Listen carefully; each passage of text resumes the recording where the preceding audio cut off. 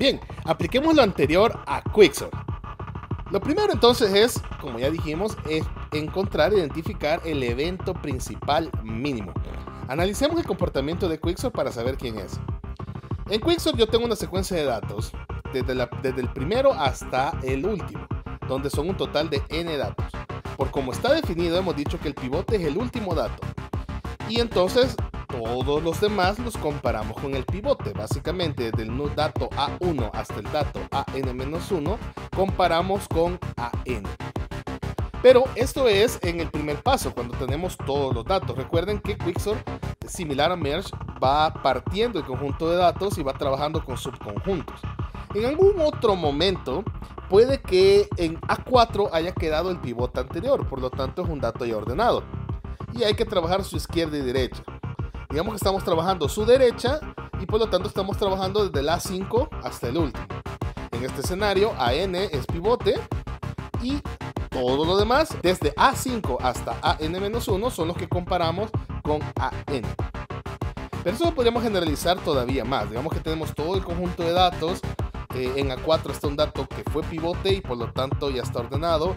En A9 digamos que hay un dato que también fue pivote y por lo tanto ya está ordenado. Y hay que trabajar el pedacito desde A5 hasta A8. Pero generalicémoslo un poquito más. Digamos que A5 es una posición S de start y A8 es una posición F de finish. Y lo que necesitamos es, bueno, tomamos como pivote el AF y desde AS hasta AF-1 comparamos todos esos datos con AF.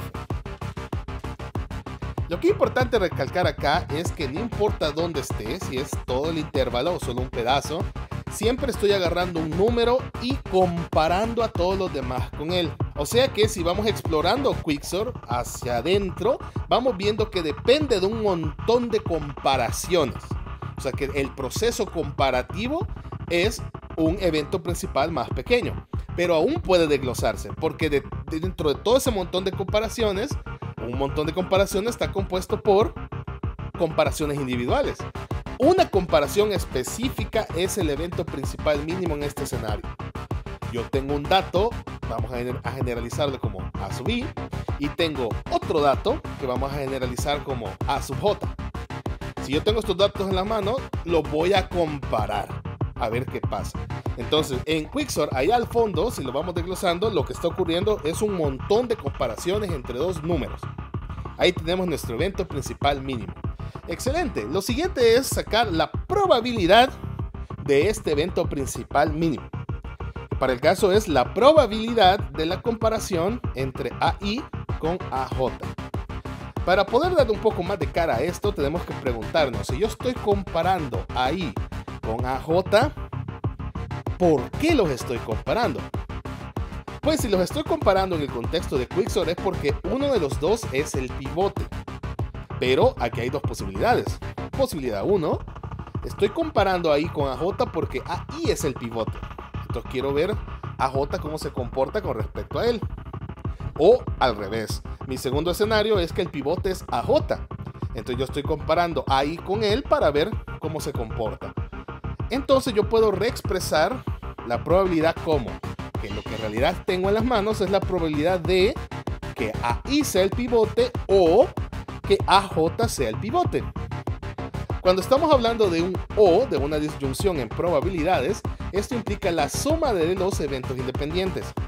Entonces esto es igual a poner que yo tengo la probabilidad de que AI es el pivote más la probabilidad de que AJ sea el pivote.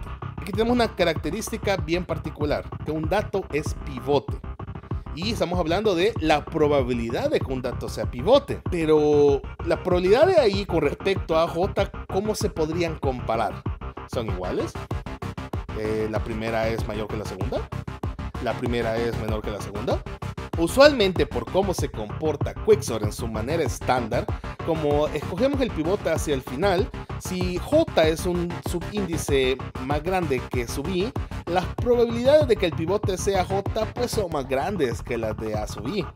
Entonces no son iguales. No podemos decir que todos los datos tienen la misma probabilidad de ser pivote.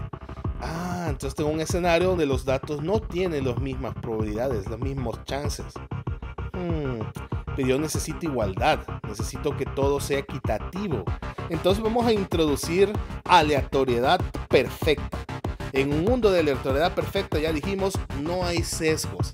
En este caso, asumir que estamos aplicando la versión estándar de Quicksort y que por lo tanto el pivote es el último, ya es un sesgo. Por haber pensado eso, sesgamos y todos los demás datos les quitamos probabilidades, les quitamos posibilidades. Entonces estamos siendo injustos. Vamos a pensar en que no sé qué variante de Quicksort estoy aplicando, puede ser cualquiera. Y como puede ser cualquiera, cualquiera puede ser pivote. Entonces todos tienen las mismas posibilidades. No hay sesgos. Asumiendo aleatoriedad perfecta, la probabilidad de que A sub I sea el pivote es igual a la probabilidad que A sub J sea el pivote. Esto será muy importante, pero no lo uso todavía. Vamos a retroceder por el momento un par de pasitos. Regresemos a que teníamos la probabilidad del evento principal mínimo, que reexpresamos como la probabilidad de comparar A sub I con A sub J. Este es mi evento. Vamos a ponerle nombre, porque no le he puesto nombre todavía. Hemos dicho que para el nombre usamos Z, y que los subíndices depende de lo que estoy haciendo. Como aquí lo que estoy haciendo es comparar el A sub I con el A sub J, voy a decir que mi Z es una Z sub IJ. Es decir, mi evento principal es comparar dos datos, representado por Z y J. Y como he asumido aleatoriedad perfecta, todos los Z y J son equivalentes, tienen las mismas oportunidades. Bueno, siguiente paso. Ya que sé cuál es mi evento específico, vamos a tener el total de eventos. Entonces paso de una Z a una X. Y como Z es sub IJ, mi X también es sub IJ. Entonces, X sub IJ se define como el total de eventos. Mi evento es Z. Solo que como ahora hay dos subíndices involucrados, necesito dos sumatorias. Una con respecto a la I y una con respecto a la J. Ok, pero ¿cuáles serán los límites? Recuerden que estamos hablando de todas las combinaciones posibles para comparar un dato A sub I con un dato A sub J, que es lo que hemos resumido con el Z y J. Quiero todas las combinaciones posibles. Vamos a un caso pequeño. Digamos que yo tengo 5 datos y yo quiero compararlos. Yo escojo el 1 y lo comparo con el 2, luego con el 3, luego con el 4, luego con el 5.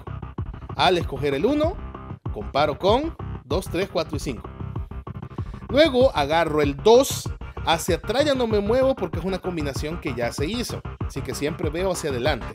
El 2 lo comparo con el 3, con el 4 y con el 5. Luego agarrando el 3 lo comparo con el 4 y con el 5. Hacia atrás ya no hago nada porque son combinaciones que ya se hicieron. Luego agarro el 4, hacia atrás no hago nada, pero lo comparo con el 5. Y hasta ahí llego porque si agarro el 5 no me sirve de nada porque todas las combinaciones posibles con el 5 ya se hicieron. Si tomo esto de referencia y digo que el que agarro primero es la I y que el recorrido que hago después es la J, puedo observar que la I va desde el primero hasta el penúltimo. Y en cada caso, la J comienza uno después de la I y llega hasta el final. Es decir, esas son las reglas para obtener todas las combinaciones posibles. Bueno, aplico eso a mis sigmas. El primer sigma sería desde I igual 1 hasta n-1, hasta el penúltimo.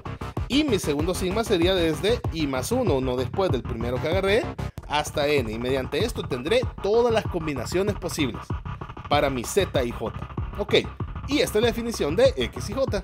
Ahora, calculémosle a esto el valor esperado. Lo que yo puedo esperar, porque es el total de eventos. El valor esperado del total de eventos, el valor esperado de X sub IJ, será el valor esperado de la doble sumatoria. Pero el valor esperado se puede introducir en el cuento para tener la doble sumatoria del valor esperado de Z y J. Y ahora recordamos, hemos dicho que hay aleatoriedad perfecta. Entonces, todos los eventos son igual de probables. Todos los Z y J tienen la misma probabilidad. Y por lo tanto, yo puedo decir que el valor esperado de Z y J es igual a la probabilidad de Z y J. Y la probabilidad de Z y J, hoy sí recordamos que llegamos a que es la probabilidad de que A sub I sea el pivote y que la probabilidad de A sub J sea el pivote. Ahora sí voy a calcular. Casos posibles entre favorables. Si yo quiero que A sub I sea el pivote, que él sea pivote es mi caso favorable. Eso es uno de todos los posibles. Lo mismo por el otro lado. Si yo quiero que A sub j sea el pivote, solo es uno de todos los posibles. Así que pongo un 1. Pero ¿cuál es el total? Si yo estoy recurriendo a un subconjunto de todos los datos que va desde una i hasta una j, entonces el total de datos que hay en ese subconjunto, por la fórmula que ya conocen, es j menos i más 1. Entonces ese es el denominador. Como las dos fracciones tienen el mismo denominador, pues la sumo y yo tengo que la probabilidad de z y j es 2 sobre j menos i más 1. Entonces sustituyo eso en mi doble sumatoria para el valor esperado y tengo la sumatoria de igual 1 hasta n menos 1, de la sumatoria de j igual i más 1 hasta n, de 2 sobre j menos i más 1. Vamos a hacer una pequeña reestructuración para simplificar la expresión en búsqueda de llegar a un orden de magnitud. Voy a agrupar en el denominador j menos 1 y voy a ver a j menos 1 como una sola cosa.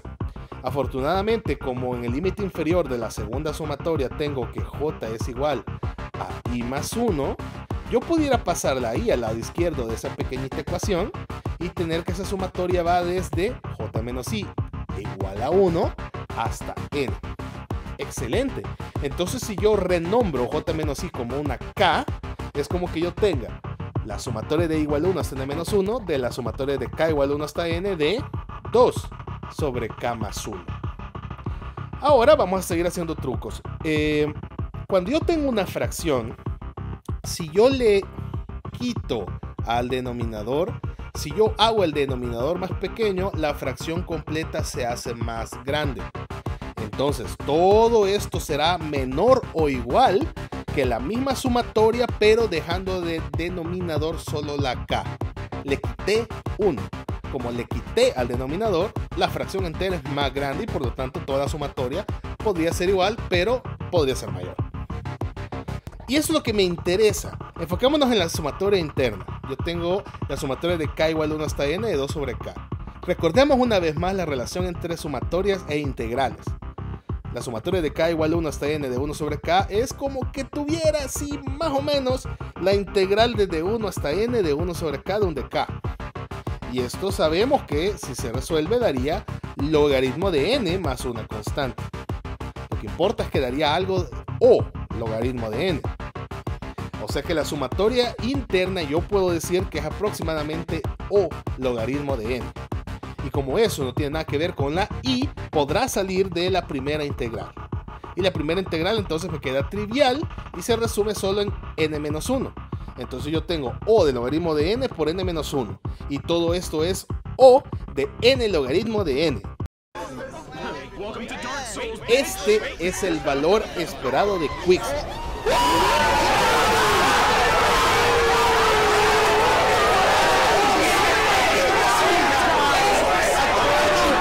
Lo que yo puedo esperar de ejecutar Quicksort es que sea de magnitud n logaritmo de n.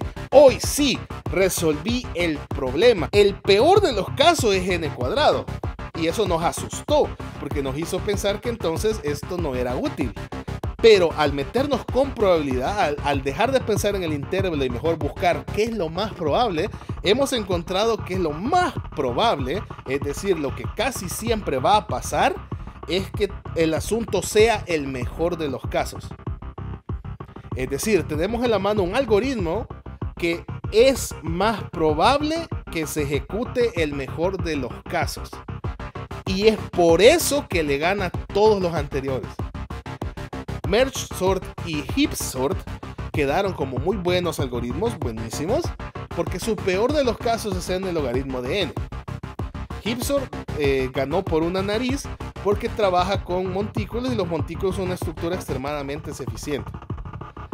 Y ahora tenemos Quicksort que garantiza que se cumpla el mejor de los casos.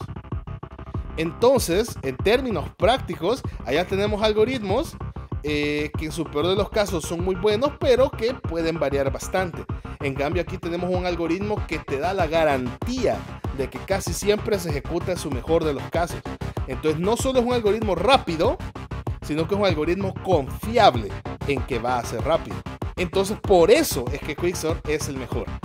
Por eso es que es tan famoso, por eso es que es tan utilizado y Por eso es que no tenemos de qué asustarnos que el peor de los casos haya quedado en el cuadrado, porque con todo esto podemos concluir que eso casi nunca va a ocurrir.